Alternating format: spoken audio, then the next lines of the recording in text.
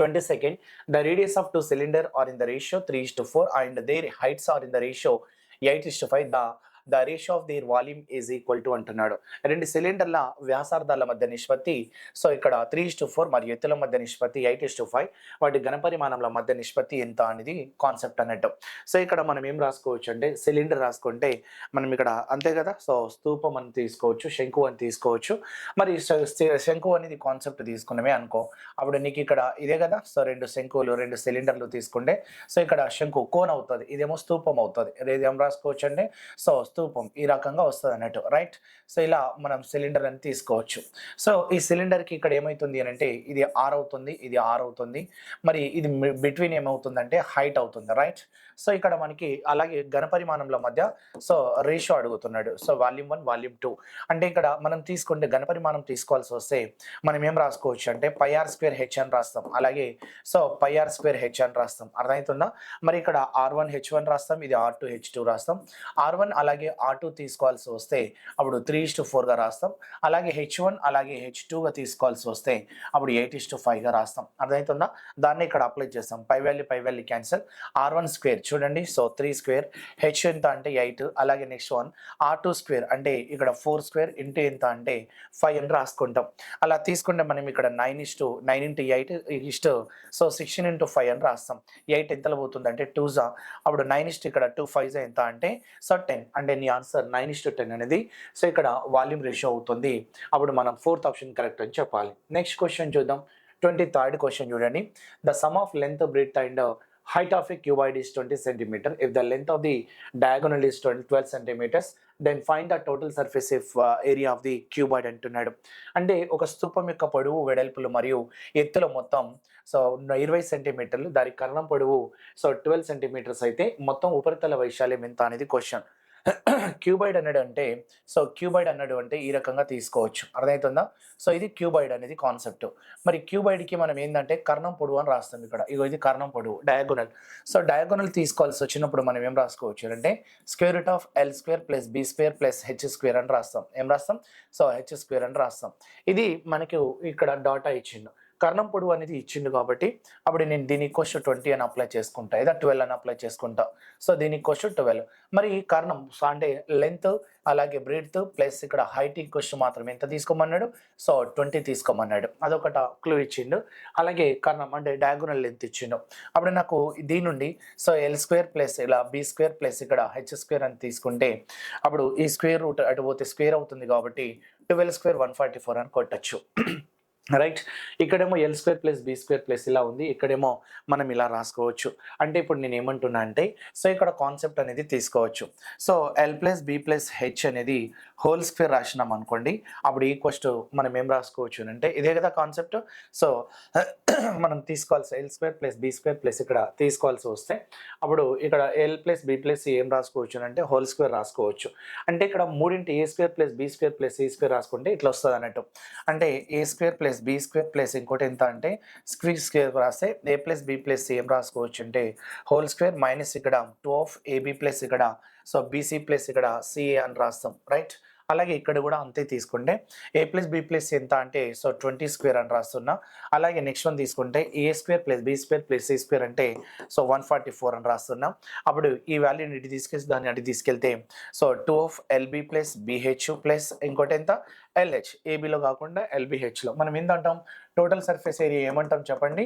So 2 ఏం రాస్తాం? LB + so BH + LH అని రాస్తాం కదా క్యూబాయిడ్కి, దీర్ఘగణానికి. అప్పుడు ఈ క్వశ్చన్ ఎంత అంటే సో 400 మైనస్ ఎంత అంటే 144. దాన్ని మనం సో 256 అనేది ఆన్సర్గా తీసుకోవాలి. సో 256 అనేది సెంటీమీటర్ ఏమొస్తుంది? స్క్వేర్. 4th ఆప్షన్ కరెక్ట్ అని చెప్పాలి. సో ఇది ఫాలో అయితే నీకు ఆన్సర్ వస్తుంది, ఓకేనా? సో నెక్స్ట్ వన్ తీసుకుంటే సో నెక్స్ట్ క్వశ్చన్ చూద్దాం. 24th question.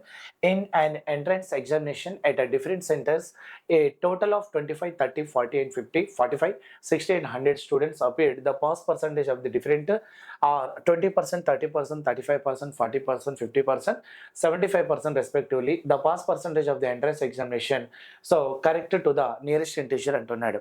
సో ప్రవేశ పరీక్ష కేంద్రాల్లో 25, 30, 40, 45, 60, 100 మంది విద్యార్థులు పరీక్షకు హాజరయ్యారు. వారి ఉత్తీర్ణత శాతం వరుసగా వరుసగా 20, 30, 35, 40, 50 అలాగే 75% అయితే మొత్తం పరీక్ష ఉత్తీర్ణత శాతం ఎంత అనేది క్వశ్చన్. అప్పుడు మనం ఏం చేయాలంటే 25 పైన 20% అంటే 1/5గా రాసుకోండి. అలాగే 30 పైన 30% రాస్తున్నా. అలాగే నెక్స్ట్ 40 పైన మనం 35% రాస్తున్నా. 35% అంటే 100. అలాగే నెక్స్ట్ వన్ తీసుకుంటే 60 పైన 50% రాస్తున్నా. అంటే 45 పైన మనం ఎంత 40% రాస్తున్నా. అలాగే నెక్స్ట్ వన్ తీసుకుంటే అలాగే ప్లస్ ఇక్కడ రాసుకుంటే ఏమైతుందంటే 60 పైన 50% రాసుకుంటున్నా. ప్లస్ 100 పైన ఎంత అంటే 75% రాస్తున్నా. 100 పైన 75% రాస్తున్నా. అంటే ఇక్కడ 1/5 తీసుకోండి. ఇక్కడ 5 5 కాబట్టి 5 మార్క్స్. పర్సెంటేజ్‌కి 0కి క్యాన్సిల్ చేస్తే 3 3 9. అలాగే ఇక్కడ 5 7 5 ఎంత అంటే 20, 20 ఎంత అంటే 2 7 14. అలాగే ఇక్కడ కూడా మనం బై 100 రాసుకుంటే 20 2 20 5 5 ఎంత అంటే 9 9 2 18 వస్తది. అలాగే ఇది 50% అంటే 30. అలాగే 75% అంటే 75 అని రాస్తాం.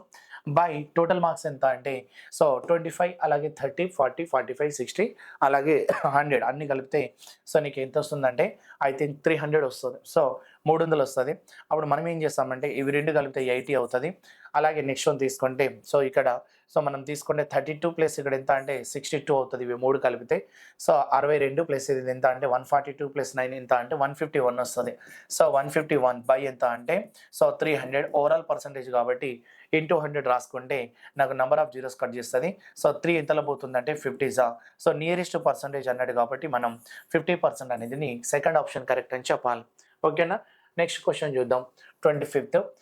If decreasing 110 by x%, gives same result as increasing 50 by x%, then x percentage of 650 what percent more than x minus 10% of 780 అంటున్నాడు. ఇక్కడ 110 నుండి x% తగ్గించగానే 50ని x పెంచిన ఫలితం ఒకే విధంగా ఉంటుంది. x minus 10% 770తో పోలిస్తే 650లో x% ఎంత శాతం ఎక్కువగా ఉంటుందనేది క్వశ్చన్. అప్పుడు మనం 110 పైన x% తగ్గించాలి అని అంటే 100 మైనస్ x బై 100 అని రాస్తాం. అలాగే 50కి x% పెంచిందంటే 100 ప్లస్ x బై ఎంత అంటే 100 అని రాస్తాం. దాన్ని ఈక్వల్ చేసి x వాల్యూ ఫైండ్ అవుట్ చేయాలి. అర్థమవుతుందా. 100 అనేది క్యాన్సల్ అవుతుంది. 0 0 cancel. 11 into 100 1100. Minus 11x equals to 500 plus ఎంత అంటే 5x అవుతుంది. 100ని ఇటు తీసుకెళ్ళండి, దాన్ని ఇటు తీసుకెళ్తే 16x అవుతుంది. మనకి ఇక్కడ ఎంత వస్తుందంటే 600 అవుతుంది. 4 తీసుకోండి. 4 4 4 ఎంత అంటే 150. అలాగే మనం తీసుకుంటే మనకి ఇక్కడ ఇలా తీసుకోవచ్చు. లేదనుకుంటే మళ్ళీ 2 2 2 ఎంత అంటే 75. అప్పుడు x వాల్యూ ఎంత వస్తుందంటే 75/2 వస్తుంది. x వాల్యూ ఎంత 75/2. మరి మనకి ఇక్కడ x మైనస్ 10 యొక్క 780 అన్నాడు. x మైనస్ 10 అంటే ఎంత, x అంటే 75/2. మైనస్ 10 యొక్క ఎంత పర్సెంట్ అంటే 780 అన్నాడు. రైట్, 780 అన్నాడు. అలాగే నెక్స్ట్ వన్ తీసుకుంటే ఈ రేషియో తీసుకోండి. 650 పైన x పర్సెంటేజ్ అంటే 75/2 అని రాసుకోండి. అలా రాసుకుంటే ఇది 2 into 10 20 అవుతుంది. అప్పుడు నీకు వచ్చేది 55/2 వస్తుంది ఇంటూ 780.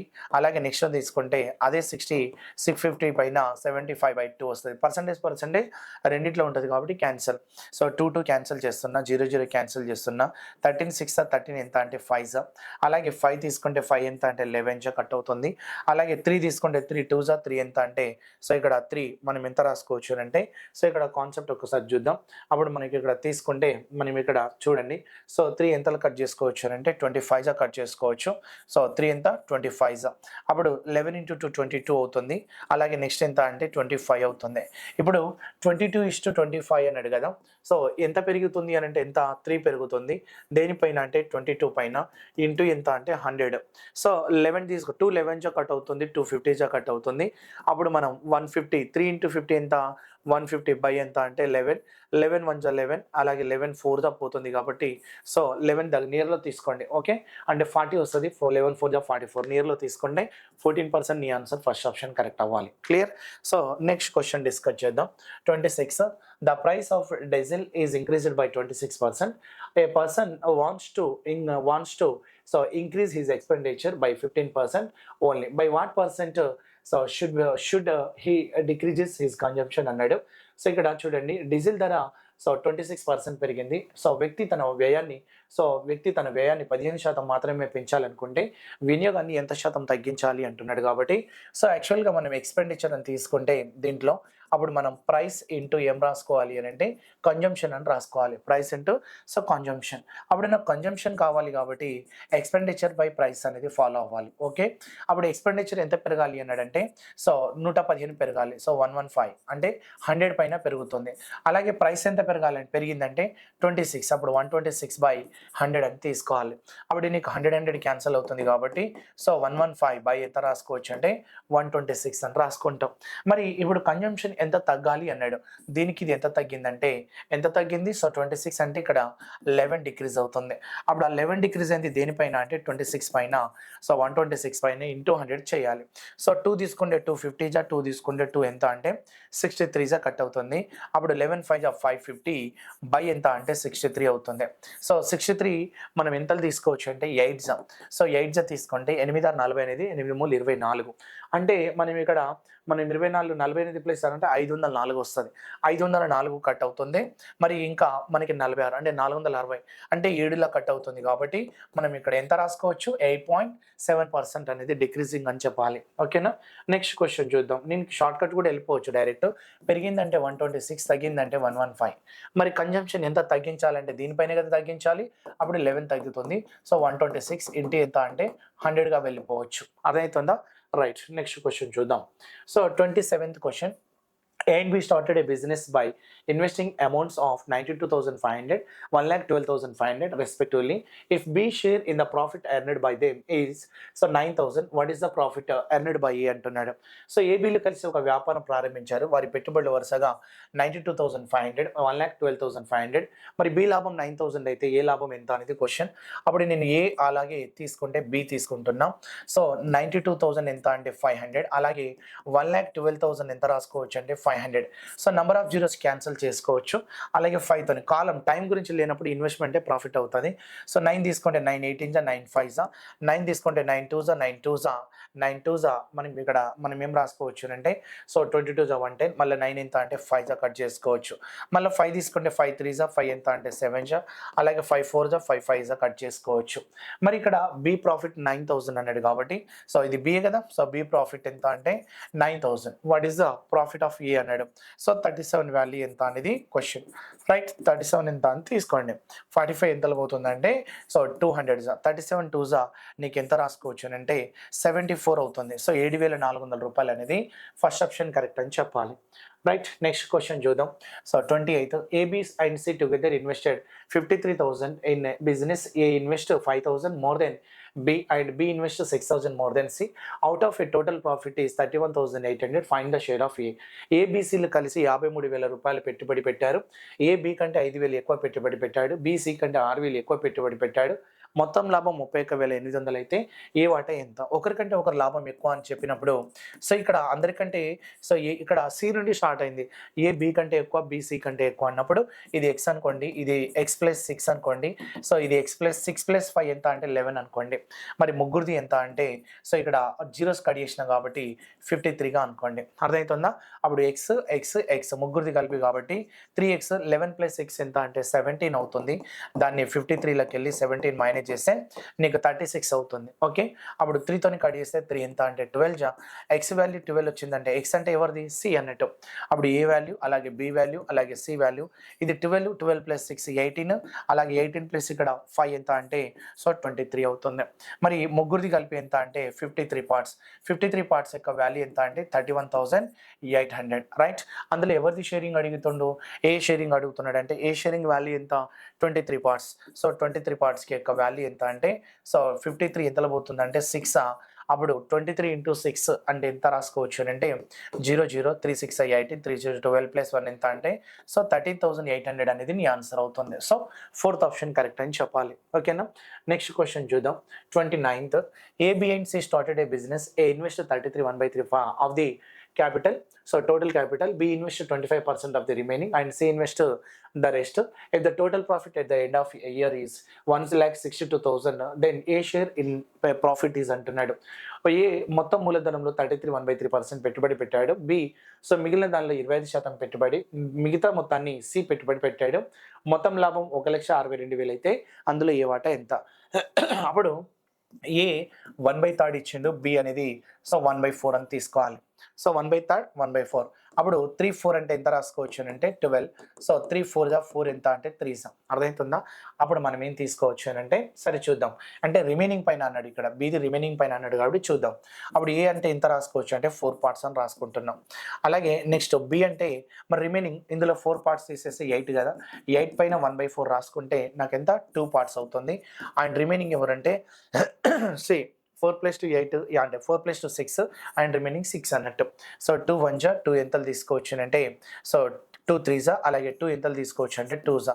సో 2:1:3 అని చెప్పాలి. ఓకే, మిగతా మొత్తాన్ని సి పెట్టుబడి. మరి మొత్తం ప్రాఫిట్ ఎంత అంటున్నాడంటే 1,62,000. మరి మొత్తం ప్రాఫిట్ అంటే ముగ్గురి కలిపి కాబట్టి 1,62,000 అని ఇచ్చిండు. మరి what is the profit of A అంటే మీన్స్ సో 2 తోని కట్ చేసుకుంటే నీ ఆన్సర్ అని చెప్పాలి. చూడండి, సో 2 మూల కట్ అవుతుంది. 3 తోని కట్ చేస్తే సో 3 5 జా 15 అలాగే 3 4 జా అంటే 53,4,000 రూపాయలు అనేది సో థర్డ్ ఆప్షన్ కరెక్ట్ అని చెప్పాలి. ఓకేనా? నెక్స్ట్ క్వశ్చన్ చూద్దాం. 30th question. The average score of 32 students in a class is 78. If top 6 scores are excluded, then the average is decreased by 3. The score of all top 6 scores so are distinct integers and none of them are less than 74. 5 scores out of 6 form an arithmetic progression having common differences to find the maximum possible score of the topper అంటున్నాడు. ఒక తరగతిలో 32 మంది విద్యార్థుల సగటు score 78. మరి top 6 స్కోర్లు తీసేస్తే సగటు 3 తగ్గుతుంది. మరి టాప్ 6 స్కోర్లు అన్ని వేర్వేరు సంఖ్యలు మరియు ఏ ఒక్కటి 74 కంటే తక్కువ కాదు. మరి 6 మందిలో 5గురి స్కోర్లు ఒకే గుణోత్తర శ్రేణిలో ఉంటాయి. మరి వాటి తేడా 2 అయితే గరిష్ట స్కోర్ ఎంత అనేది క్వశ్చన్. అప్పుడు మీరు ఏం చేస్తారంటే ఇట్లా వెళ్ళండి. అంటే 32 ఇంటూ ఎంత అంటే 78 తీసుకోండి. అలాగే ఇందులోకి వెళ్ళి 6 తీసేసిన వాల్యూ ఎంత 26 ఇంటూ ఇందులోకి వెళ్ళి 3 తగ్గితే ఎంత అన్నట్టు 75. సో ఇట్లా తీసుకోవాలి. అప్పుడు మనం ఇది తీసుకొస్తే 1950 అవుతుంది. ఇది తీసుకుంటే 1950 అవుతుంది. అలాగే నెక్స్ట్ వన్ తీసుకున్నాం అనుకోండి, అప్పుడు ఇది సో 2496 అవుతుంది. ఇవన్నీ మల్టిప్లై చేస్తే 32 ఇంటూ 78 2496 అలాగే 2675 అంటే సో 1950. ఇవి రెండు తీసుకుంటే మనకి 546 డిఫరెన్స్ వస్తుంది. ఆ 546 డిఫరెన్స్ ఎన్ని పేపర్లు అంటే 6 పేపర్లు. ఎన్ని పేపర్లు?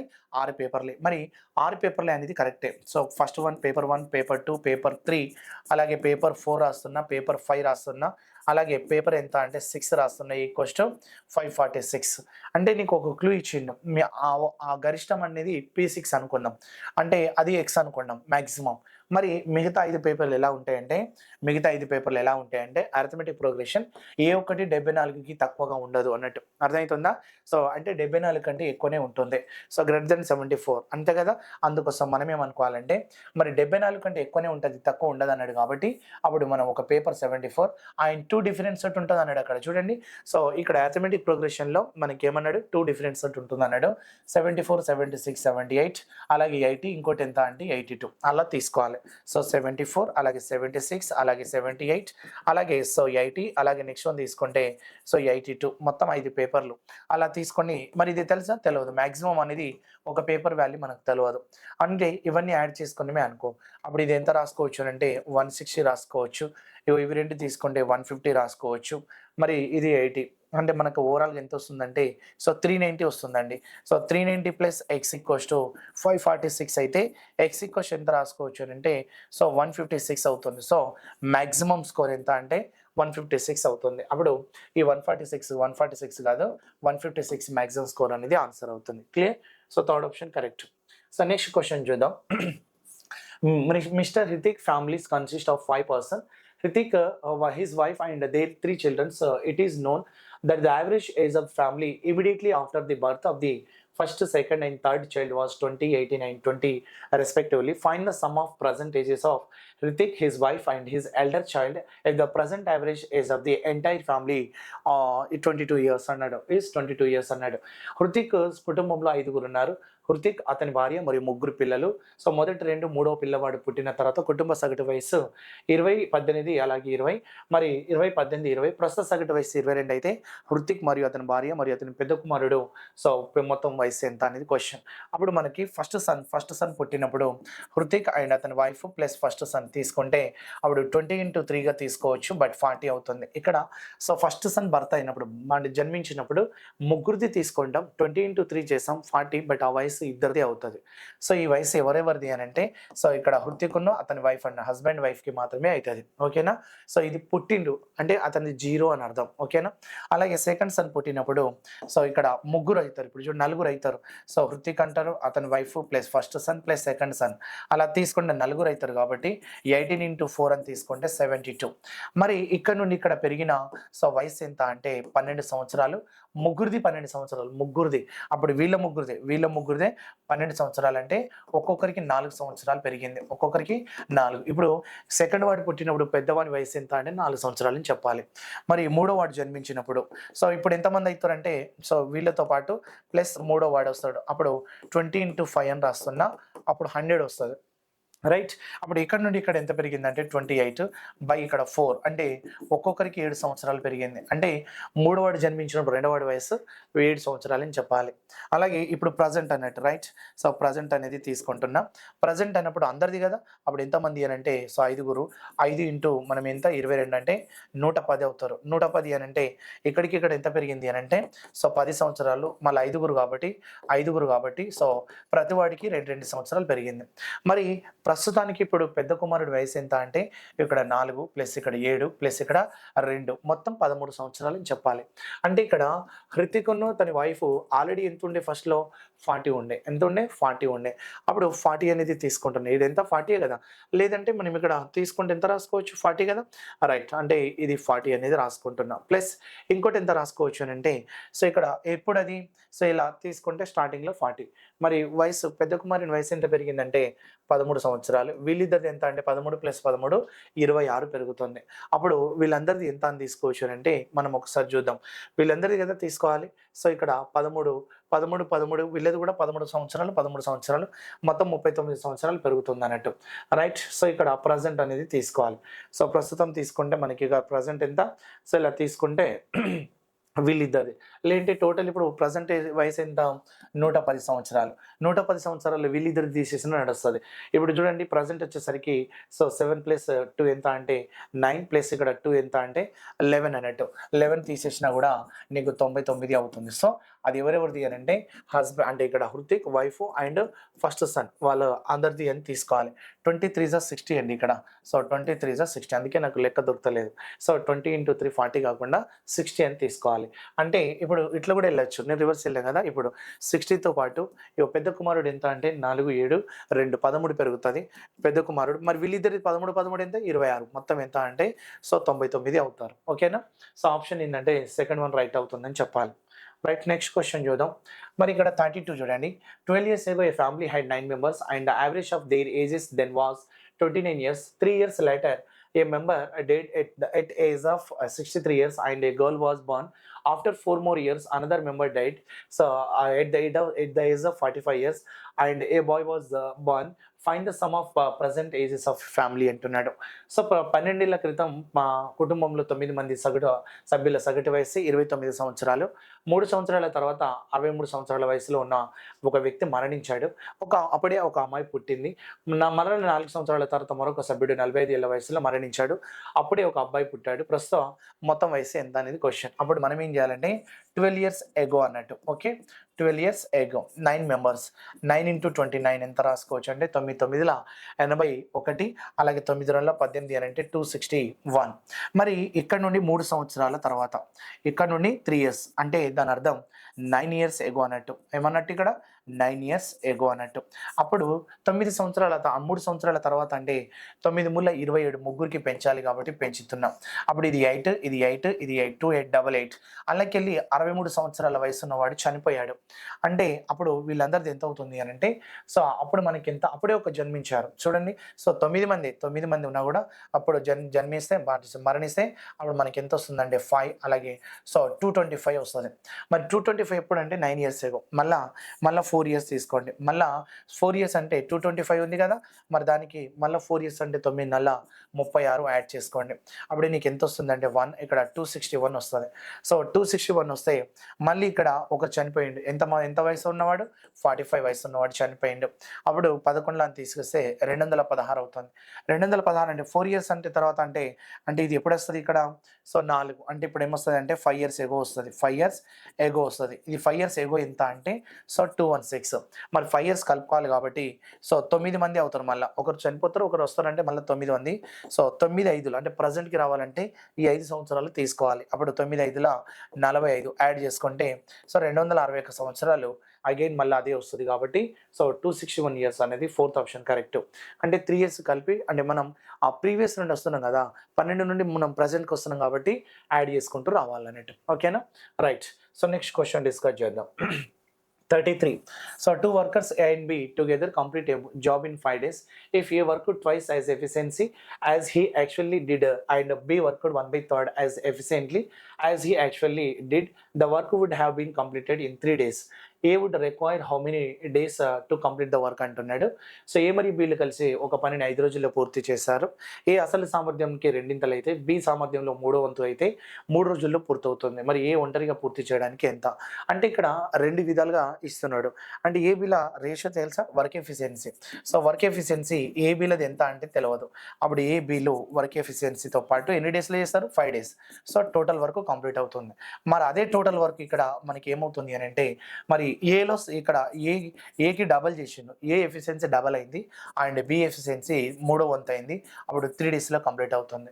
ఈ వర్క్ అయినా ఆ వర్క్ అయినా సమానం. అప్పుడు మనం 5A రాస్తున్నాం. అలాగే ప్లస్ ఎంత అంటే సో, 5B అని రాస్తున్నాం. ఇంకోటి ఏం రాసుకోవచ్చు అనంటే సో, 3 ఇంటూ 2 ఎంత అంటే 6A. అప్పుడు 3 క్యాన్సిల్ అవుతుంది. ఓన్లీ బి వస్తది. రైట్. అప్పుడు మనం సో, బై బి ఇక్కడ బిని ఇటు తీసుకొస్తే సో, 5A నటు తీసుకొస్తే అప్పుడు 4B ఏ అవుతుంది. అప్పుడు A:B అంటే ఏమని చెప్పొచ్చు అనంటే 4:1 రేషియో అని చెప్పొచ్చు. అంటే ఈ 4 దీనికి అవుతుంది. సో, 1 అనేది దీనికి అవుతుంది. ఓకే. అప్పుడు A:B ఎంత అంటే 4:1. అప్పుడు దీనికి టోటల్ వర్క్ తీసుకోవచ్చు మీరు. సో, టోటల్ వర్క్ తీసుకోవాల్సి వస్తే A+B అంటే ఎన్ని డేస్ చేస్తారు వాళ్ళు?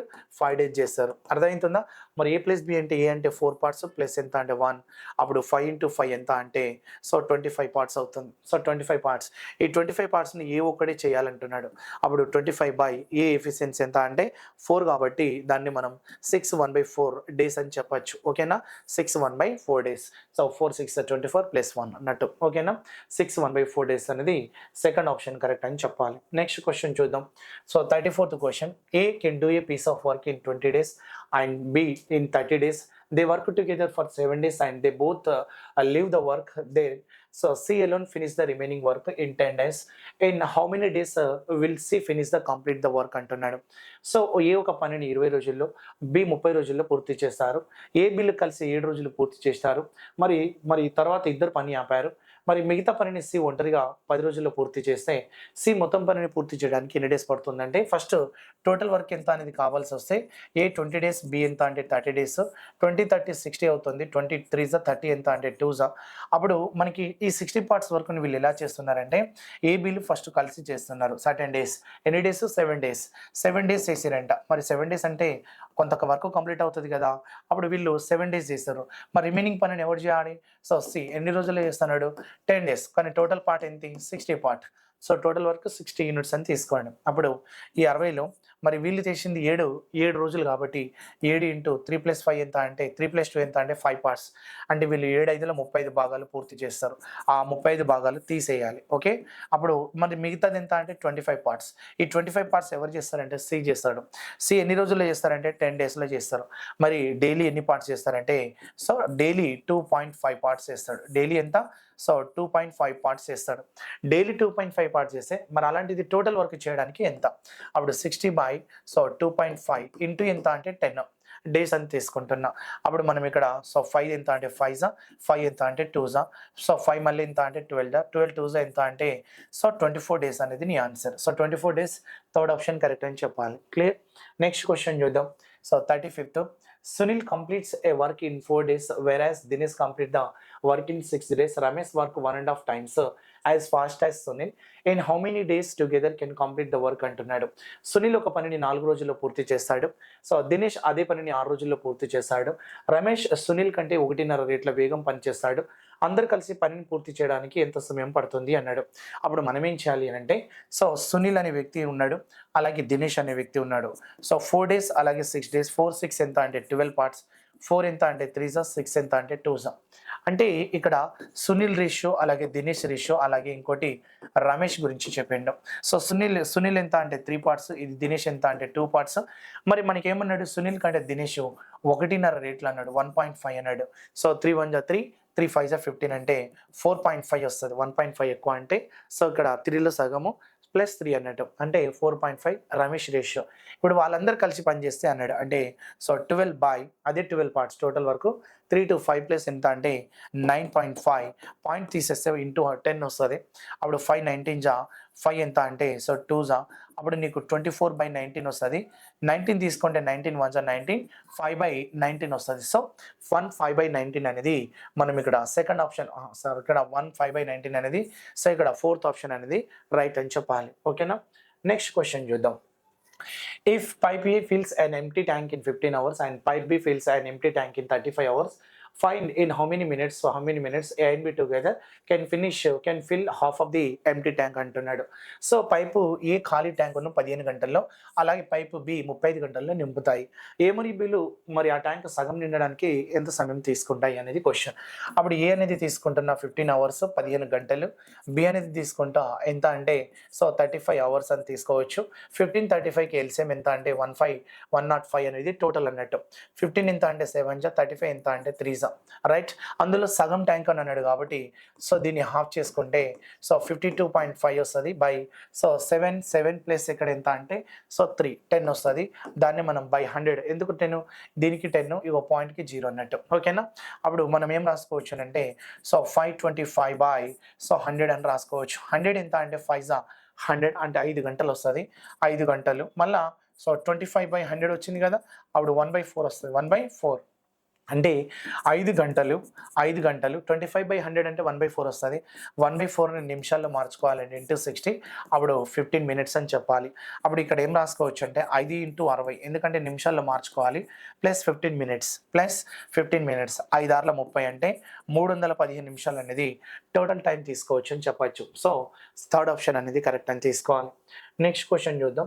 సో ఇక్కడ డాటా ఇంటర్ప్రిటేషన్ ఇవి. సో ఒక గ్రాఫ్ ఇచ్చేసి దానికి సంబంధించిన క్వశ్చన్స్ ఇస్తూ ఉంటాడు. సో ఇక్కడ మనం ఏం తీసుకోవచ్చు అంటే ఇక్కడ కంపెనీ 1, కంపెనీ 2, కంపెనీ 3, కంపెనీ 4.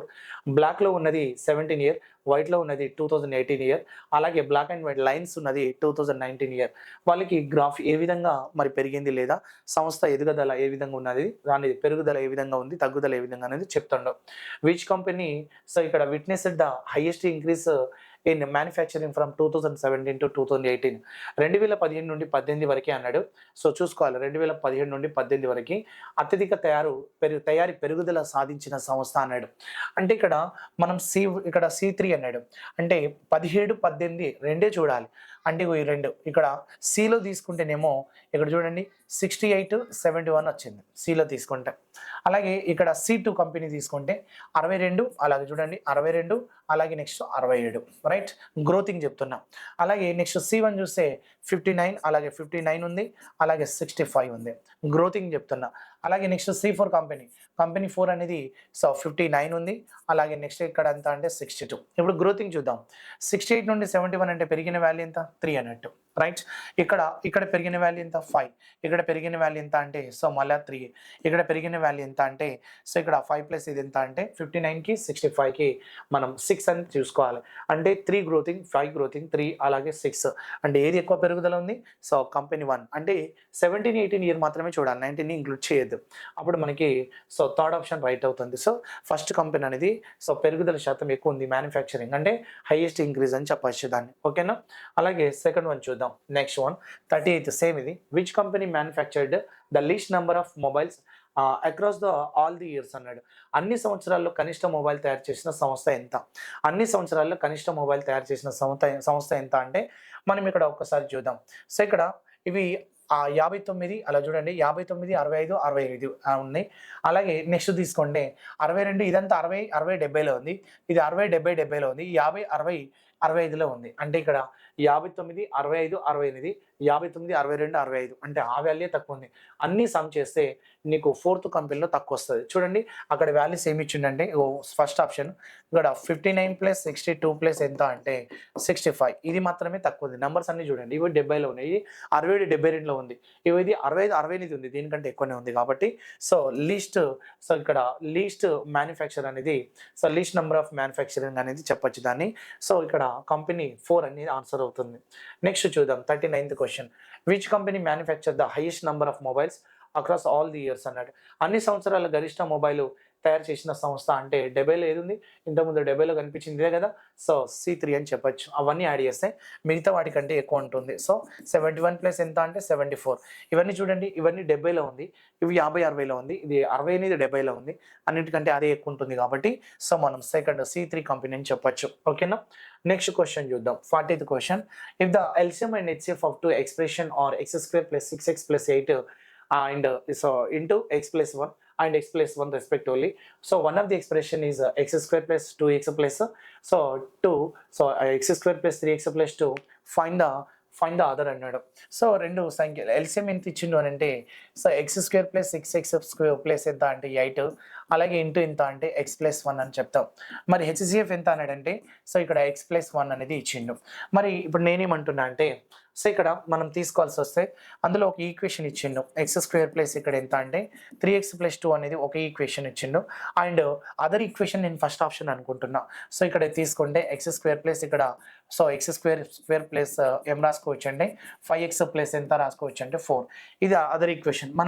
నేను ఎల్సిఎంలో ఒక షార్ట్ కట్ చెప్తాను మీకు. సో ఎల్సిఎంలో ఒక షార్ట్ కట్ చెప్తా. 2 రావాలంటే దీన్ని ఏం రాసుకోవచ్చు +2 + 1. మరి దీన్ని ఏం రాసుకోవచ్చు +4 + 1 రాసుకోవచ్చు. అప్పుడు నీకు వచ్చే వాల్యూ x + 2 అని చెప్తాం. అలాగే x + 1 అని చెప్తాం. అలాగే ఇక్కడ x + 4 అని చెప్తాం. అలాగే x + 1 అని చెప్తాం. అర్థమవుతుందా? సో 4ని x + 4 1ని x + 1 అని చెప్పాలి. ఇప్పుడు చెప్పండి ఇక చూడండి హెచ్సిఎఫ్ అనేది కామన్ కదా, హైయెస్ట్ కామన్ ఫ్యాక్టర్. చూడండి highest common factor x + 1. So HCF వచ్చిందా రాలేదా? వచ్చింది. ఇప్పుడు ఎల్సిఎం తీసుకుంటే నాకు ఏమేమి వస్తాయంటే ఇక చూడండి ఇవి రెండు నాకు మల్టిప్లై చేస్తే x² ఇగో ఈ వాల్యూ రావాలి. x² + 6x ప్లస్ అలా రావాలి. x ఇంటూ x x² అవుతుంది ప్లస్ 2x అవుతుంది ప్లస్ 4x అవుతుంది ప్లస్ ఎంత అంటే 8 అవుతుంది. అప్పుడు x² + 6x ప్లస్ ఎంత అంటే సో 8 అనేది చెప్పొచ్చు. సో ఆన్సర్ వచ్చింది అప్పుడంటే సో మనం ఇలా తీసుకుంటే సో ఫస్ట్ ఆప్షన్ అనేది మనం ఇక్కడ తీసుకోవాలి. ఫస్ట్ వన్ అనేది ఆన్సర్ రైట్ అవుతుందని చెప్పాలి. ఓకేనా? ఈ రకంగా వెళ్తే నీకు కరెక్ట్ అవుతుంది. సో ఈ రకంగా మనం సాల్వ్ చేయాలన్నట్టు. సో పర్టికులర్గా అన్ని క్వశ్చన్స్ అనేది ప్రతి టాపిక్ నుండి ఏ విధంగా అడుగుతుండో క్లియర్గా అబ్జర్వ్ చేసి దాన్ని ఈజీ వేలో సాల్వ్ చేయడానికి ట్రై చేయండి. Okay, thank you.